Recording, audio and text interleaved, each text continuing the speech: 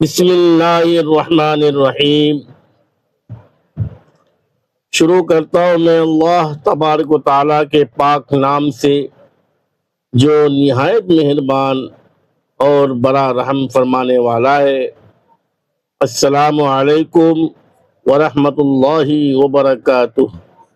محترم ناظرین کرام، امید ہے آپ سبھی حضرات اللہ تبارک و تعالیٰ کے فضل و کرم سے خیر و عافیت سے ہوں گے۔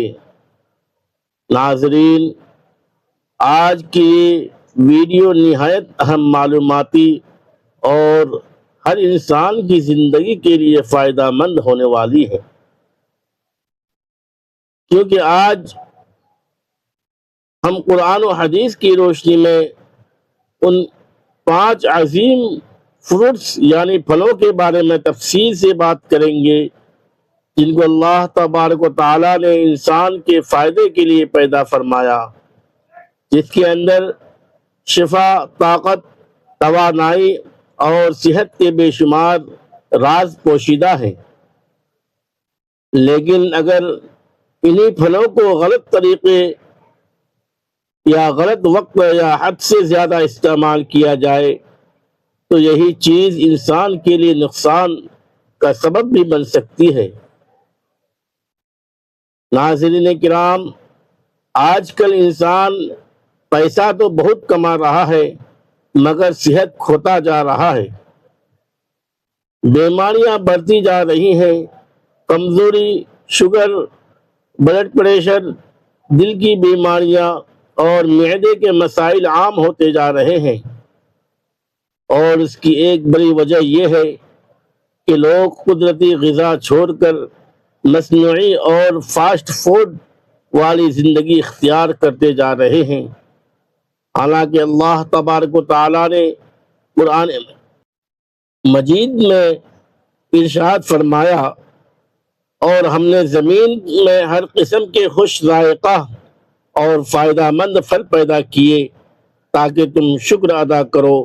ناظرین، قرآن پاک میں کئی مقامات پر پھلوں کا ذکر موجود ہے، کہیں انار کا ذکر ہے، کہیں انگور کا، کہیں کھجور کا، کہیں زیتون کا، اور یہ اس بات کی دلیل ہے کہ پھل صرف کھانے کی چیز نہیں بلکہ اللہ تبارک و تعالیٰ کی عظیم نعمت اور صحت کا خزانہ ہے۔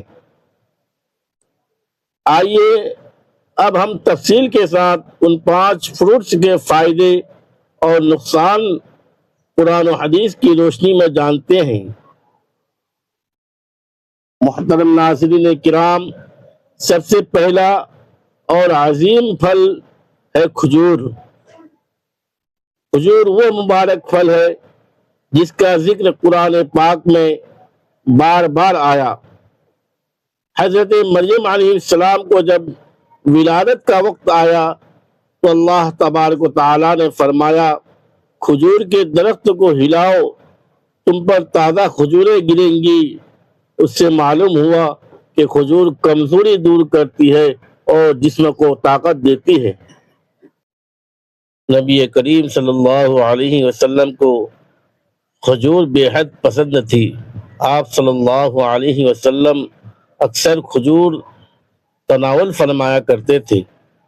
افطار کھجور سے کرتے تھے اور فرمایا کرتے تھے کہ جس گھر میں کھجور نہ ہو وہ گھر بھوکوں کا گھر ہے۔ ناظرین، کھجور جسم میں فوری طاقت پیدا کرتی ہے، خون کی کمی دور کرتی ہے، دماغ کو طاقت دیتی ہے، حاملہ خواتین کے لیے مفید ہے، روزہ دار کے لیے بہترین غذا ہے، اور کمزور انسان کے لیے قدرتی انرجی ڈرنک کی حیثیت رکھتی ہے۔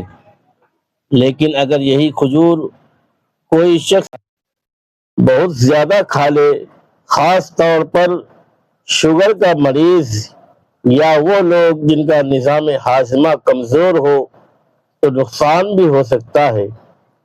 شوگر بڑھ سکتی ہے، وزن بڑھ سکتا ہے، اس لیے اسلام ہمیں اعتدال سکھاتا ہے کہ رسول اکرم صلی اللہ علیہ وسلم نے فرمایا، آدمی اپنے پیٹ سے بدتر کوئی برتن نہیں بھرتا،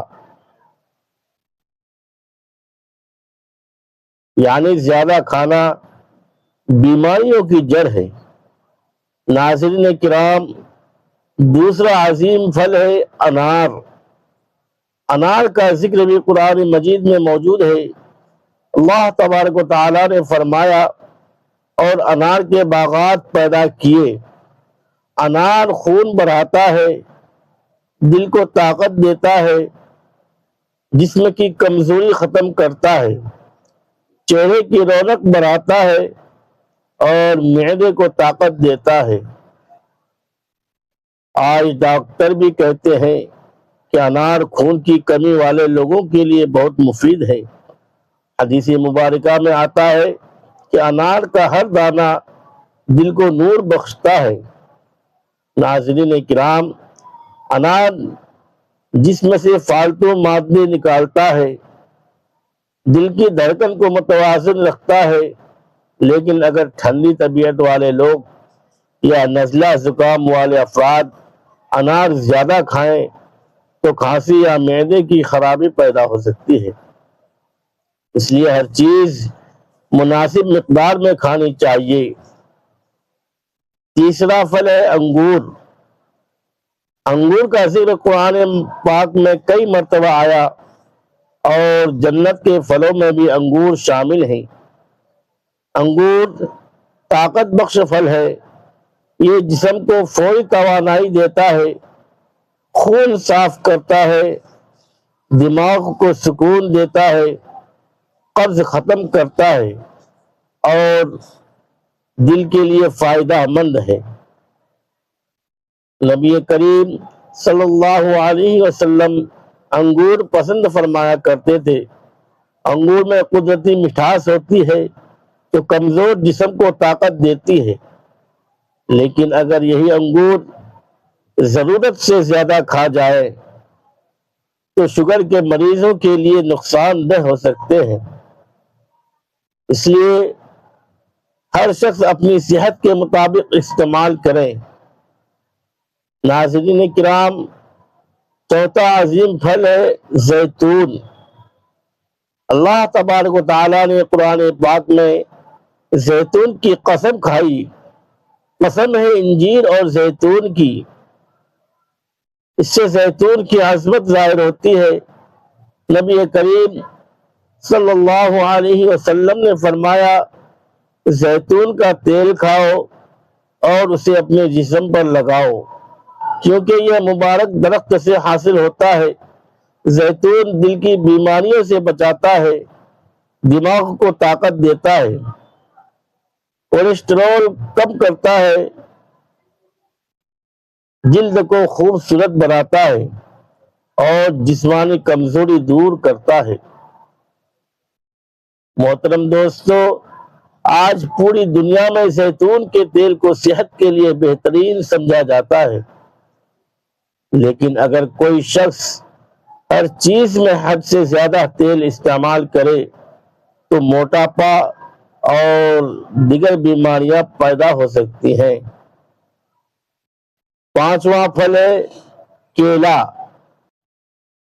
بعض مفسرین کے مطابق قرآن میں طلح منضود سے مراد کیلا ہے۔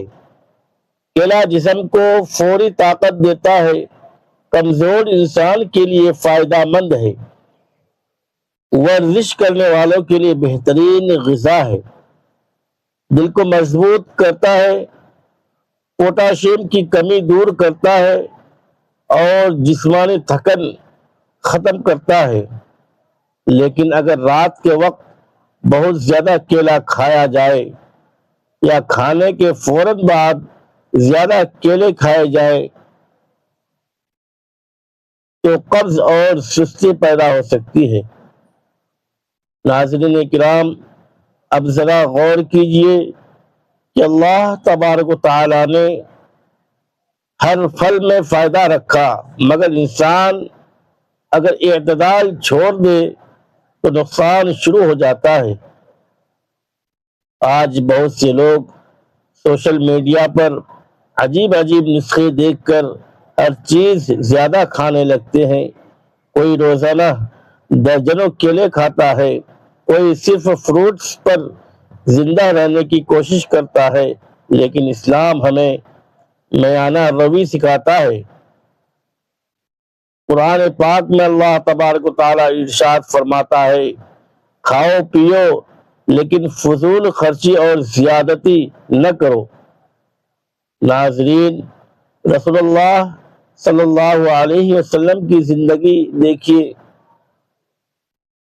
تو آپ صلی اللہ علیہ وسلم سادہ غذا کھاتے تھے، کم کھاتے تھے، لیکن صحت مند اور طاقتور تھے۔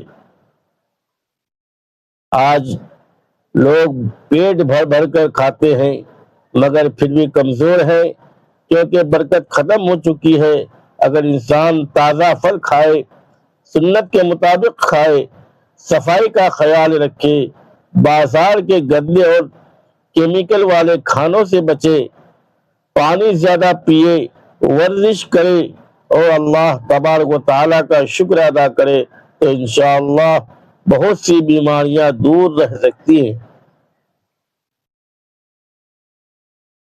ناظرین کرام، ایک اور اہم بات یاد رکھیں کہ پھل ہمیشہ دھو کر کھائیں، کیونکہ آج کل بہت سے فروٹس پر کیمیکل لگائے جاتے ہیں جو نقصان دہ ہو سکتے ہیں۔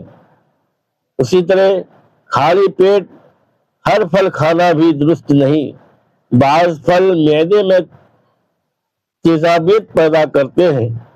شوگر کے مریض ڈاکٹر کے مشورے سے پھل کھائیں اور ہر انسان اپنی جسمانی حالت کے مطابق غذا استعمال کرے۔ ناظرین، اسلام صفائی، صحت اور اعتدال کا دین ہے۔ رسول اکرم صلی اللہ علیہ وسلم نے ارشاد فرمایا، طاقتور مومن کمزور مومن سے بہتر اور اللہ تبارک و تعالیٰ کو زیادہ محبوب ہے۔